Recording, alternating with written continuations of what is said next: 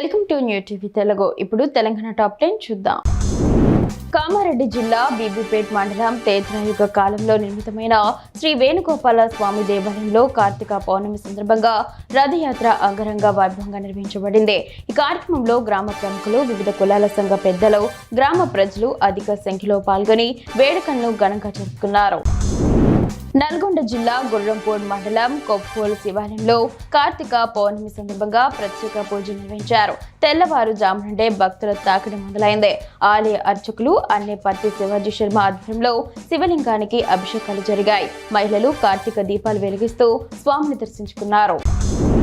నాగర్ కర్నూలు జిల్లా కల్వకుర్తి పట్టణంలో వాతావరణ మార్పుల కారణంగా భారీ వర్షం కురిసి రోడ్లన్నీ జలమయమయ్యాయి. వెల్దండ మండలంలోని రాచూరు గ్రామంలోని ఇదే పరిస్థితి నెలకొంది. నిత్యం కురుస్తున్న వర్షాల వల్ల చేతికందిన పత్తి, మొక్కజొన్న, వరి పంటలకు తీవ్ర నష్టం వాటిల్లిందని రైతులు ఆవేదన వ్యక్తం చేస్తున్నారు. ప్రభుత్వం వెంటనే స్పందించి తమను ఆదుకోవాలని వారు కోరుతున్నారు. కామారెడ్డి జిల్లా జుక్కల్ సెగ్మెంట్ నిజాం సాగర్ మండలంలో నిజాం కాలం నాటి 17.802 టీఎంసీల సామర్థ్యం గల నిజాం సాగర్ ప్రాజెక్టులో వరద కొనసాగుతోంది. ప్రాజెక్టులోకి 9,570 క్యూసెక్ల వరద వస్తుందని ప్రాజెక్టు ఏఈ శాఖ తెలిపారు. ప్రాజెక్టులో 1,405 అడుగుల పూర్తి స్థాయి నీటి మట్టాన్ని కొనసాగిస్తూ వస్తున్న వరదను 2 గేట్లు ఎత్తి మంజీరా ద్వారా గోదావరిలోకి విడుదల చేస్తున్నట్లు ఆయన పేర్కొన్నారు.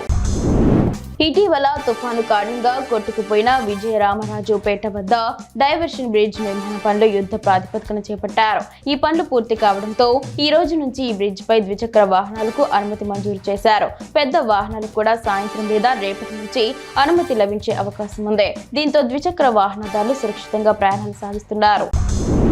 కార్తీక మాసం సందర్భంగా యాదగిరిగుట్ట శ్రీ లక్ష్మీ నరసింహస్వామి దేవస్థానానికి భక్తులు పోటెత్తారు. భక్తుల రద్దీతో ఆలయ పరిసరాలు కిక్కిరిశాయి. శివాలయం కార్తీక దీపారాధన, వ్రత మండపాలతో పాటు కొండపై ఎక్కడ చూసినా భక్తుల సందడి కనిపించింది. కళ్యాణకట్ట, పార్కింగ్ ఏరియా, బస్వే, దర్శన, ప్రసాద్ క్యూ లైన్లు రద్దీగా మారాయి. స్వామివారి దర్శనానికి 3 గంటలకు పైగా పడుతోంది. స్పెషల్ దర్శనానికి గంట సమయం పడుతోంది.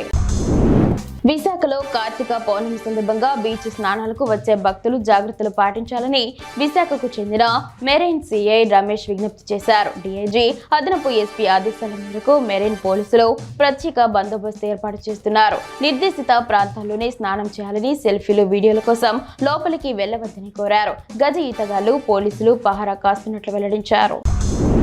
పవిత్ర పుణ్యక్షేత్రం శ్రీ కాళేశ్వర ముక్తేశ్వర స్వామి ఆలయానికి కార్తీక పౌర్ణమి సందర్భంగా భక్తులు పోటెత్తారు. వివిధ ప్రాంతాల నుంచి ఉదయాన్నే కాళేశ్వరం చేరుకున్న భక్తులు త్రివేణి సంగమ గోదావరిలో పుణ్య స్నానాలు ఆచరించి గోదావరి మాతకు ప్రత్యేక పూజలు నిర్వహించారు.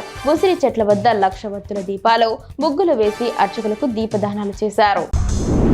వరంగల్ జిల్లా నర్సంపేట పట్టణంలోని శివాలయంలో బుధవారం కార్తీక మాసాన్ని పురస్కరించుకొని భక్తులు భక్తి శ్రద్ధలతో ప్రత్యేక పూజలు నిర్వహించారు. తెల్లవారుజామునే ఆలయానికి చేరుకున్న భక్తులు శివనామ స్మరణ, దీపారాధనలో పాల్గొన్నారు. దేవుడి దర్శనం కోసం అధిక సంఖ్యలో తరలివచ్చిన భక్తులతో ఆలయ ప్రాంగణం భక్తి పారవశ్యంతో మారుమోగింది.